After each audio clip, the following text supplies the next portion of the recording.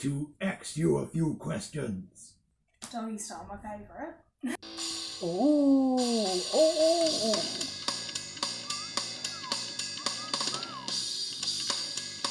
Hold on.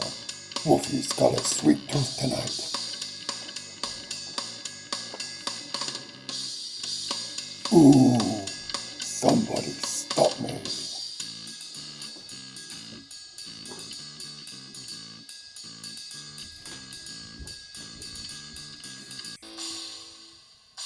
Can't make him scream if I don't have the green. I better make a little stop. Alrighty then. It's reviewing time. R-E-V-I-E. Wing, because I gotta.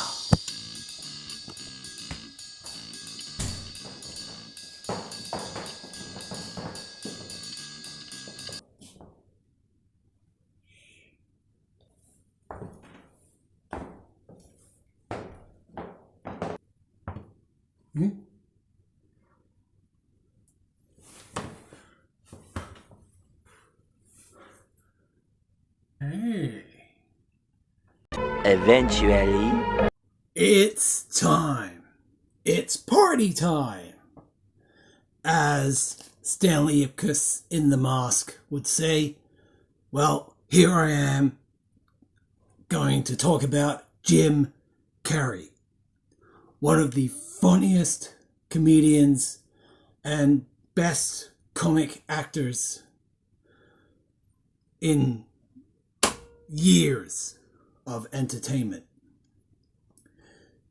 Now, Jim actually started in film way back in 1981 in the TV movie Rubberface, called that because of Jim's expressive nature and so many ways he can contort his face.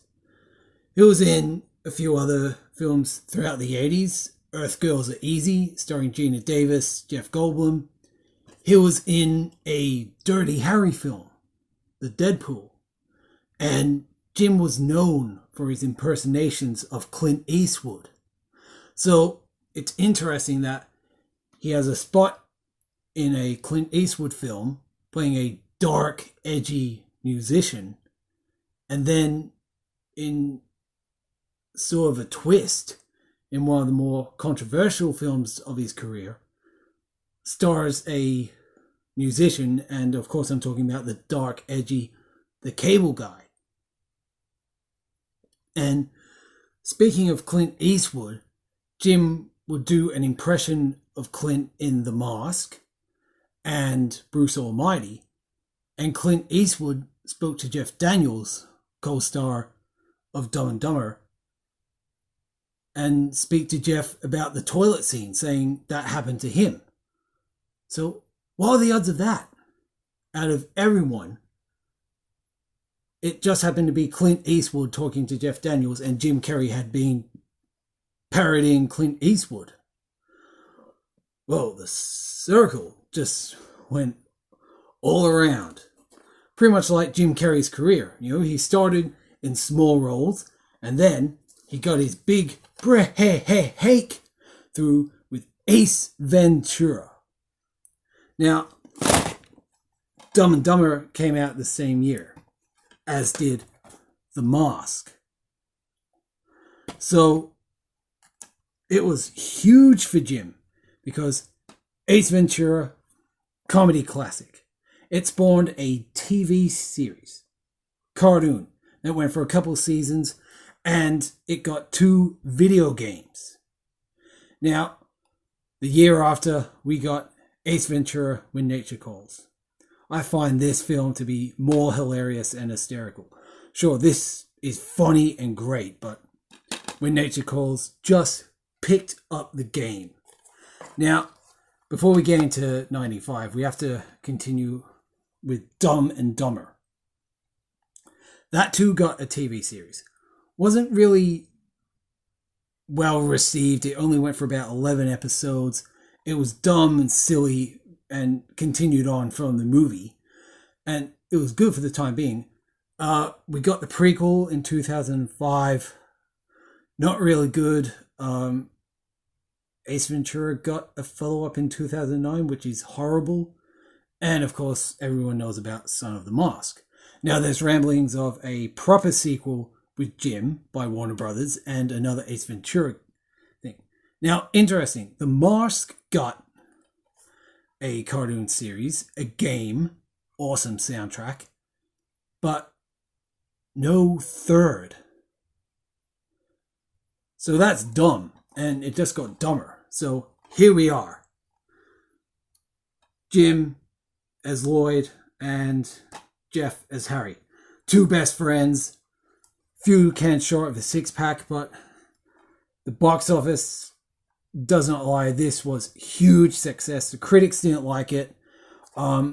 There's another version, which is even more funnier. So this has the deleted scenes. It got a little dark-natured because there's a kidnapping plot, and they torture this guy, and there's a few gross-out scenes, which the Farrelly brothers are known for. They did more of this shock in Dumb and Dumber 2.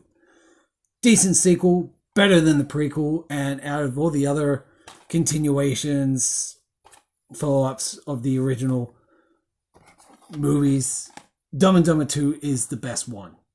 Then you got, like, the prequel is alright, but the third Ace Ventura film is garbage, and Son of the Mask is awful. So Dumb and Dumber really spawned the better follow-up. So many years, but yeah, this is a classic. It's quotable. It's very, very memorable. One of his bests. One of my favorites.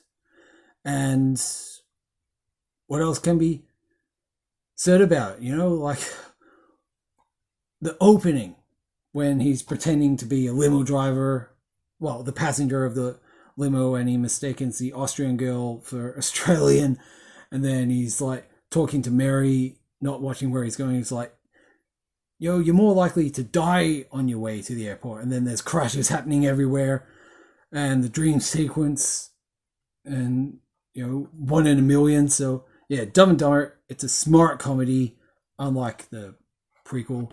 And of course, Ace Ventura just set the ball rolling. And then, of course, we got the biggest feature, The Mask. You know, like a couple deleted scenes, which would have made it a bit darker, but it was intended to be fun, to really showcase Jim, and it did. So we have those three. And then we got Ace Ventura, When Nature Calls. Now, interesting thing about When Nature Calls. Jim is afraid of the bat, Shakaka. And Jim didn't like this idea. And in the same year, he was the Riddler. That's right, Jim Carrey action figure. So, and in the end of Batman Forever, Edward Nygma screams in horror when a bat's flying towards him. Now, that has to be a well-written reference to When Nature Calls. There's no way that's a coincidence. You got two movies out in the same year. Ace is afraid of bats, and then in Batman Forever, Edward Nygma is afraid of the bat.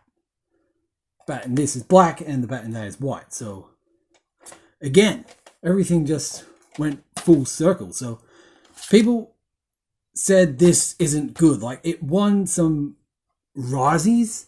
How? This is great. You know, both of these films are awesome.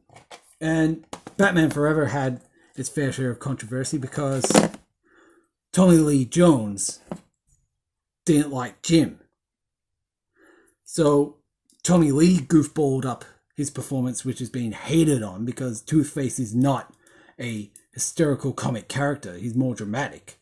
So these two pretty much clashed. Like, they didn't fight, but, you know, Tom disputed Jim's acting, and Jim said a few things. Like, apparently they have touched up over the years, but yeah, instead of getting a serious dramatic role, which is what Two-Face is, he hammed it up to try and outperform Jim Carrey, which you can't do because Tommy Lee is not a comedic actor, and it shows in this.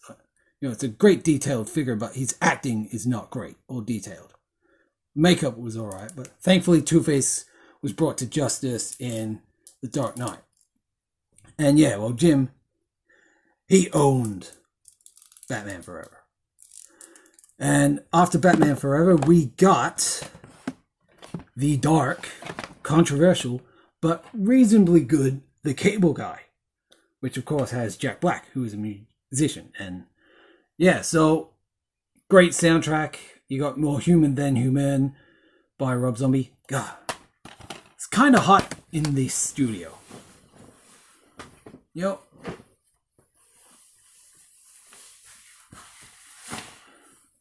Yeah, it's just...